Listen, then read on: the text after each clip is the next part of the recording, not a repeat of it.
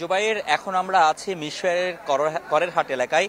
এইখানে করেরহাট কামিনী মজুমদার উচ্চ বিদ্যালয়। আসলে এই বিদ্যালয়ে হচ্ছে এই যারা বিভিন্ন জায়গা থেকে, করেরহাটের বিভিন্ন এলাকা থেকে আসলে যারা পানিবন্দী হয়ে আছেন, তারা এখানে এসে আসলে আশ্রয় নিয়েছেন। আমি যদি দেখাই যে এই বিদ্যালয়ে কিন্তু অনেকটাই পুরো হাঁটু পরিমাণ পানিতে কিন্তু পুরো বিদ্যালয়টির এটি ডুবে আছে। এবং এর পাশাপাশি আমরা যা দেখছি যে এই চারতলার যে বিদ্যালয়, সেখানে প্রায় 5 শতাধিক মানুষ সেখানে কিন্তু আশ্রয় নিয়েছেন আশেপাশের বিভিন্ন এলাকা থেকে। এইসব এলাকাগুলোতে আসলে আপনি স্বাভাবিকভাবেই অনুমান করতে পারেন আসলে বিদ্যালয়ের মধ্যে, এটি একটি মূল সড়কের বিদ্যালয়ের মধ্যে যেখানে হাঁটু পানি, সেখানে যেসব এলাকাগুলো রয়েছে সেই এলাকাগুলোতে আসলে কি পরিমাণ পানি এখানে রয়েছে বা সেটি আপনি হয়তো বুঝতে পারবেন। তো আরেকটি বিষয় একটু জানিয়ে দিই, এখানকার এলাকার মধ্যে হিঙ্গুলি, আলমিঘাট এবং একই সাথে কাটাগং নামে কয়েকটি এলাকাতেই কিন্তু এরা এই পানিগুলো কিন্তু রয়েছে। এবং যারা এখানে আছেন, তারা যারা আশ্রয় নিতে এসেছেন, তারা বলছেন যে তাদের যে ফসলি জমি, মাছের ঘের থেকে সবকিছু আসলে কিন্তু পানিতে তলিয়ে গেছে।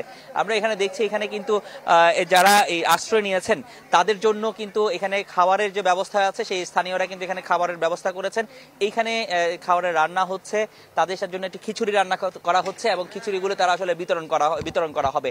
তো সার্বিক এই বিষয়টি কিন্তু এই এলাকায় করেরহাট ছাড়াও আরো বেশ কয়েকটি ইউনিয়নে কিন্তু খুবই ব্যাপক পানি অবনতি ঘটছে। এবং এটা যারা বলছেন যে কি এখনো পর্যন্ত পানি কিন্তু নামার কোনো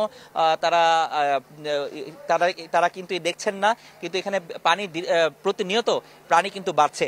এবং এই পানি বাড়ার কারণে তাদের মধ্যে এক ধরনের শঙ্কা আছে আসলে এই কতক্ষণ পর্যন্ত এই পানি আসলে বাড়বে এবং তাদের যাদের যে জীবন জীবিকা সেটি আসলে কিভাবে চলবে। তো এখানকে যারা রয়েছেন তারা আসলে আমাদেরকে বারবার বলছেন যে এখানে বিশুদ্ধ পানি সংকট রয়েছে এবং খাবারের সংকট রয়েছে, শুকনো খাবারের সংকট রয়েছে।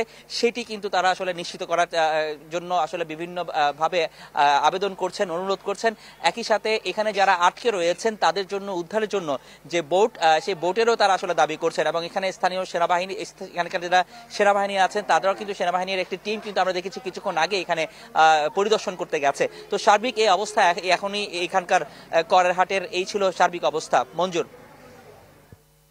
বিশ্বমানের থার্মিক্স রড, সালাম স্টিল থার্মিক্স, দেশের একমাত্র থার্মিক্স রড। প্রবল বর্ষণ আর পাহাড়ি ঢলে খাগড়াছড়ির চেঙ্গি, মাইনী এবং ফেনী নদীর পানি বেড়ে খাগড়াছড়ির 6টিরও মতো উপজেলার এখন হাজারো মানুষ পানিবন্দী রয়েছে।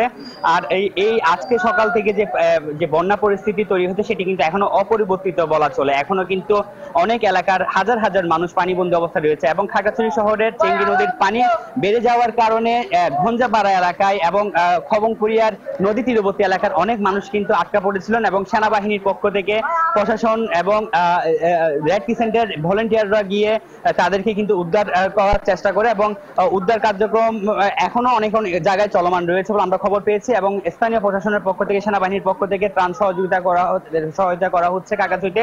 খাগড়াছড়ি সদরের মতো কিন্তু এই যে দিঘিনালা উপজেলার যে মাইনী নদীর পানি বেড়ে থাকার কারণে নিম্নাঞ্চল এবং অনেক জায়গায় কিন্তু পানি বন্দী হয়ে রয়েছে মানুষ। বন্যা পরিস্থিতি দিঘিনালাতে কিন্তু অপরিবর্তিত রয়েছে। একইভাবে আমি যদি বলি মাটিরাঙ্গা, রামগড় এই এলাকায়ও কিন্তু, এই উপজেলাগুলোতে কিন্তু পানি যে বন্যা পরিস্থিতি সেটি অস্বাভাবিকভাবে বেড়েছে। কারণ হচ্ছে উজান এবং পাহাড়ি ঢলের কারণে কিন্তু পানি হুড় হুড় করে বেড়ে গিয়েছে। এবং খাগড়াছড়ির বিভিন্ন এলাকায় আমরা দেখতে পাচ্ছি যে নৌকা চলাচল করছে এবং গণপরিবহন নেই বললে চলে। শহরের মধ্যে বড় বড় চাঁদের গাড়ি, পিকআপ, ট্রাক্টরে করে মানুষ নিরাপদ জায়গায় সরার জন্য চেষ্টা করছেন।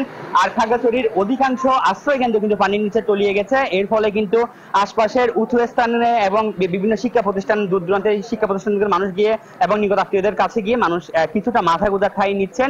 আর কৃষি সম্প্রসারণ বিভাগের সাথে কথা বলেছি, কৃষি সম্প্রসারণ বিভাগ থেকে জানানো হয়েছে খাগড়াছড়ির 9,932 হেক্টর কৃষি জমি এখন পর্যন্ত বন্যায় ক্ষতিগ্রস্ত হয়েছে বলে তারা জানিয়েছেন। এ ছিল আমার কাছে এখন পর্যন্ত খাগড়াছড়ি থেকে বন্যা পরিস্থিতি নিয়ে খবরাখবর।